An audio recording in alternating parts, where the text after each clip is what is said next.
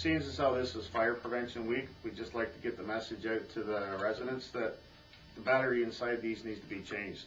We recommend that you change your batteries twice a year when you change your clocks. Change your clocks, change your battery. They just pop in, they pop out, you close it up, push the little red button, make sure it activates. You should be testing them once a month, and you should be making sure that they operate, because it is a very crucial part of your home fire safe plan. Children especially need to be aware of the fact what these are and what they do and how they operate. There has been recent studies that children may not hear the smoke alarm when they are sleeping. I did some research on that, and it is quite a growing concern in the community that children sometimes are able to sleep right through these.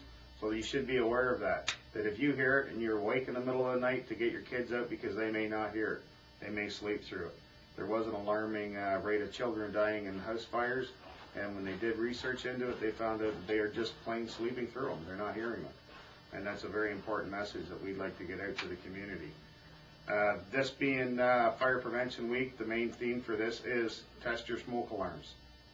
Non-working smoke alarm isn't going to save anybody, and we quite often go into fire scenes where we do check the smoke alarms, and had they been working, they may have notified the people in time to get them out. And I would also like to recommend at this time that you do your home fire escape plans.